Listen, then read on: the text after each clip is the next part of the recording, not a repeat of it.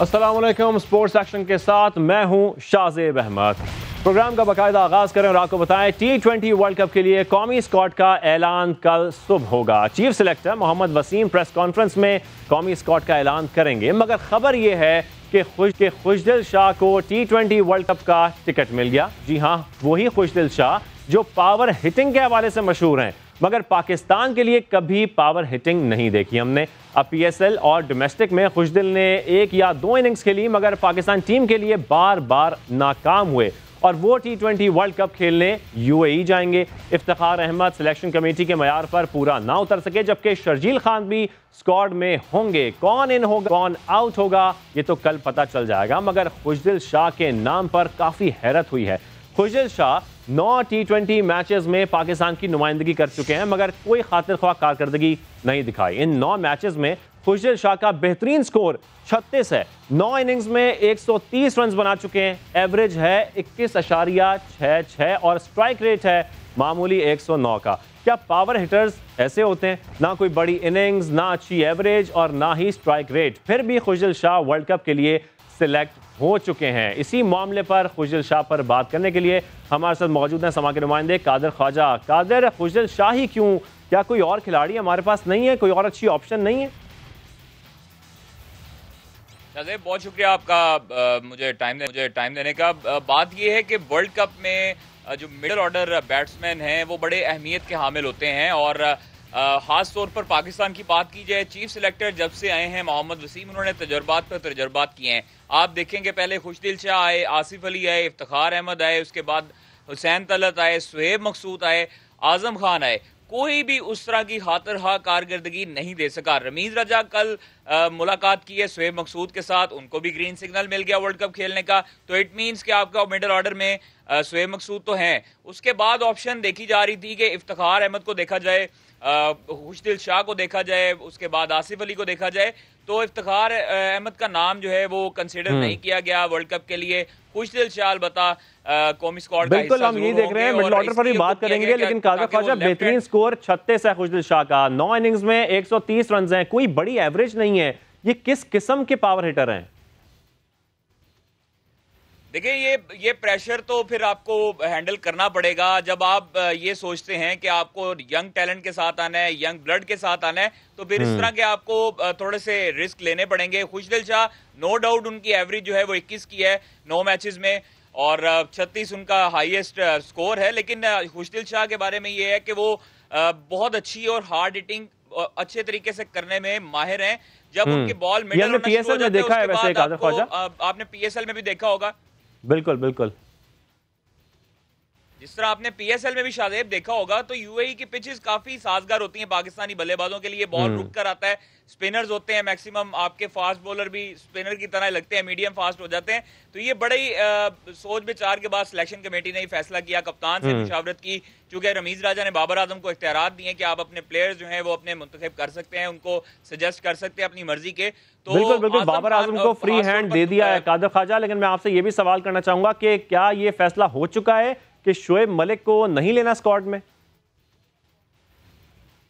देखिए, इस पर काफी बहस हुई थी बाबर आजम की तरफ से, सिलेक्शन कमेटी की तरफ से, और खास तौर पर जो अभी चेयरमैन मुंतखब नहीं हुए हैं, लेकिन वो बैक ऑफ द डोर उसके फैसले तमाम रमीज राजा ही देख रहे हैं और तमाम मुलाकातें भी उन्होंने की हैं।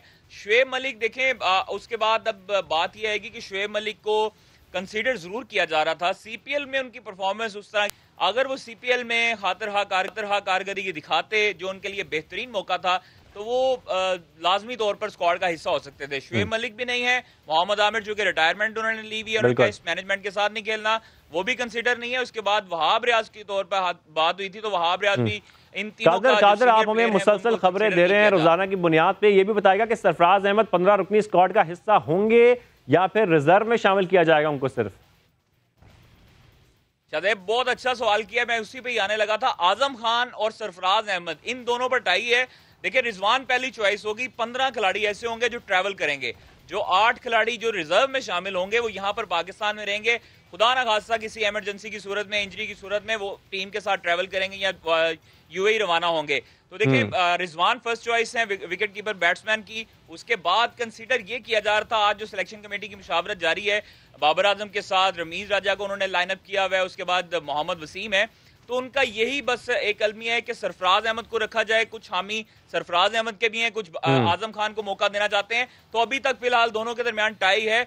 कुछ देर बाद ये हतमी फैसला होगा कि सरफराज अहमद बिल्कुल कुछ देर बाद हतमी फैसला हो जाएगा। मुशावरत की जा रही है। कादर ख्वाजा आप हमारे साथ मौजूद थे, आपका बहुत शुक्रिया, आप हमें बताई। आगे बढ़े, पाकिस्तान क्रिकेट बोर्ड में एहसान मानी का दौर खत्म हो चुका है। पीसीबी का नया चेयरमैन कौन होगा, रमीज राजा या असद अली खान? इसी पर बात करते हैं। साबिक चेयरमैन पीसीबी नजम सेठी साहब हमारे साथ मौजूद हैं। नजम साहब बहुत शुक्रिया हमें ज्वाइन करने के लिए। सेठी साहब, क्या रमीज राजा ही चेयरमैन बन देंगे या अपसेट हो सकता है? समझता हूँ कि कोई इशू नहीं होना चाहिए। अभी तो आप मीडिया ने तो ऑलरेडी अनाउंस कर दिया है वैसे रमीज को एज नेक्स्ट चेयरमैन, और असद खान साहब जो हैं जो दूसरे नॉमिनी है प्राइम मिनिस्टर के, वो तो वैसे भी is not interested in this. अच्छा सेठी साहब, पाकिस्तान में बड़ी टीमों ने आना शुरू कर दिया है। जनूबी अफ्रीका भी आई, न्यूजीलैंड और इंग्लैंड की टीमें भी आ रही हैं और अगले साल ऑस्ट्रेलिया ने आना है। क्या आप नहीं समझते कि एहसान मानी के दौर में ये उनकी एक बड़ी कामयाबी है? ESL बनाना और इंटरनेशनल क्रिकेट को वापस लाना, ये तो हमारे दौर में हुआ था और सबको इस बात का एहसास भी है। जिम्बाब्वे की टीम भी हमारे दौर में पहली टीम आई। उसके बाद इंटरनेशनल 11 भी हमने ICC से लेके आए, जिसके साथ जिसे कहते हैं ना बर्फ़ को पिघला।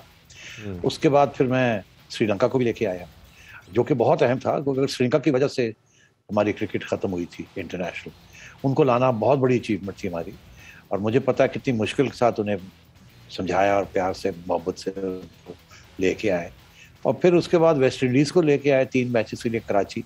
लोग कहते थे कराची में मैच नहीं हो सकते क्योंकि टेररिज्म का बड़ा मसला था, हमने वहाँ भी करवा के दिखाया। तो इंटरनेशनल क्रिकेट की बहाली की तो जोश वो तो हमने शुरू कर दी थी। इन्होंने 3 साल में कोई ऐसी, इन्होंने एक श्रीलंका की टीम आई है मेरा ख्याल है, और अब ऑस्ट्रेलिया और न्यूजीलैंड आ रहे हैं। अलबत्ता लोगों का ये कहना है, मुझे तो खास इल्म नहीं है, मगर जो क्रिकेट कमेंटेटर्स हैं वो तो यही कह रहे हैं कि जो न्यूजीलैंड की भी टीम है वो भी कोई फुल स्ट्रेंथ टीम नहीं आ रही, सेकंड टीम आ रही है।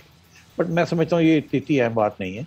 टीम तो आ रही लेकिन है। इंटरनेशनल क्रिकेट की वापसी आखिर हो चुकी है। मोहम्मद वसीम की बतौर चीफ सेलेक्टर परफॉर्मेंस के बारे में आपका क्या ख्याल है? वर्ल्ड कप अब सर पर है मगर हम कम्बिनेशन अभी तक नहीं बना सके हैं।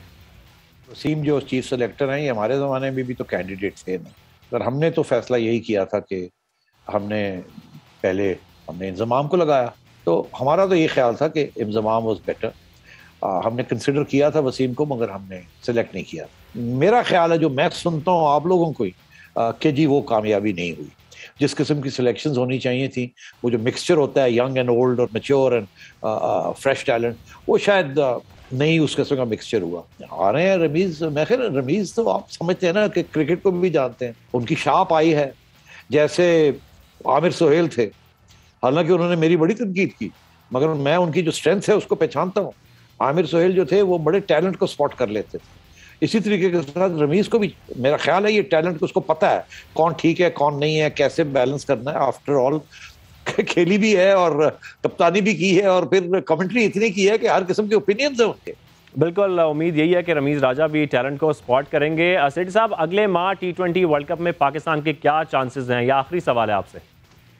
सीरीज है ये वर्ल्ड कप, ये इसको लाइटली नहीं लेना चाहिए।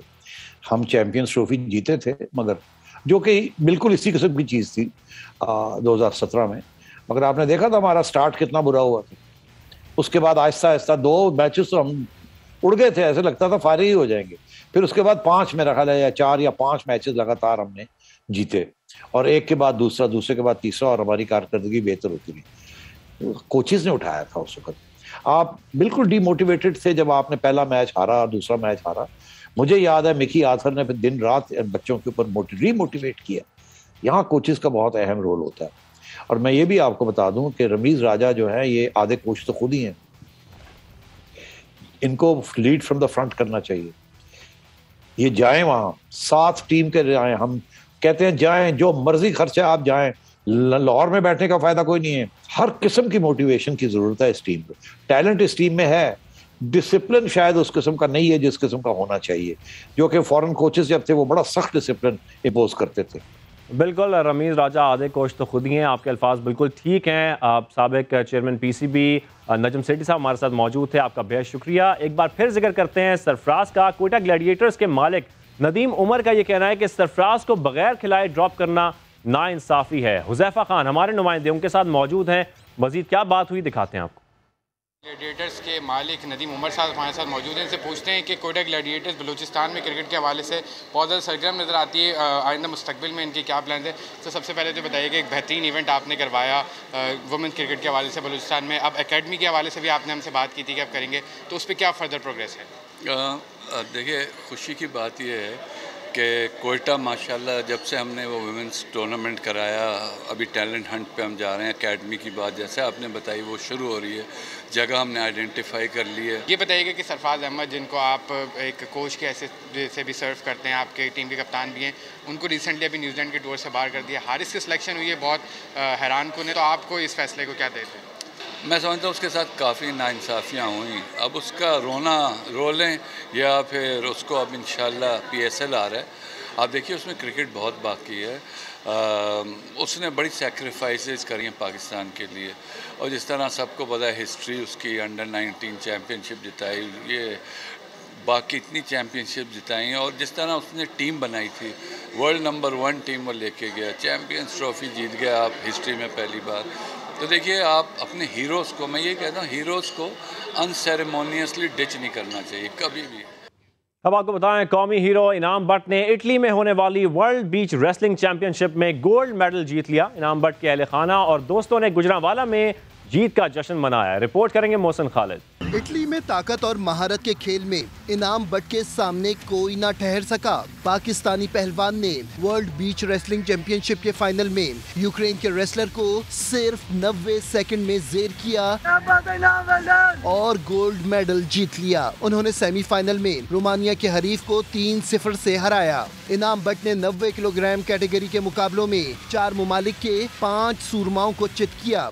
गोल्ड मेडल जीतने पर अहले खाना खुशी से निहाल हैं। मिठाइयाँ तकसीम की, जीत का जश्न मनाया। पूरे पाकिस्तान के लिए चौथी बार वो वर्ल्ड चैंपियन का टाइटल जीत कर आ रहे हैं और अल्लाह ताला ने सबकी दुआओं को कबूल किया है। बहुत सारे लोग, हम सब बल्कि पूरी कौम उनके लिए दुआ कर रही थी।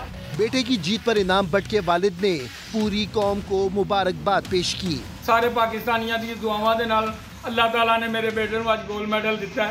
अल्हम्दुलिल्लाह, अल्लाह का बड़ा करम। इनाम बट कॉमनवेल्थ गेम्स में भी पाकिस्तान के लिए गोल्ड मेडल जीत चुके हैं। कैमरामैन शब्बीर हुसैन के साथ मोहसिन खालिद, समा, गुजरांवाला। पाकिस्तान के चैंपियन की बात हो गई, अब टोक्यो पैरालंपिक्स के चैंपियन की बात करते हैं। टोक्यो पैरालंपिक्स की रेस में साथ देने वाले गाइड बॉय ने अफ्रीकी एथलीट से जिंदगी भर साथ निभाने का वादा कर लिया। पैरालंपिक्स में 200 मीटर की रेस के क्वालिफाइंग मुकाबले में अफ्रीकी मुल्क की नाबीना एथलीट के साथ दौड़ने वाले गाइड बॉय ने रेस खत्म होने के बाद खातून एथलीट को प्रपोज करके अंगूठी पहना दी। रेस के शुरा ने भी तालियां बजाकर और गले लगाकर मुबारकबाद दी। आज के शो से इतना ही, मुलाकात होगी अगले हफ्ते। अल्लाह हाफ़िज़।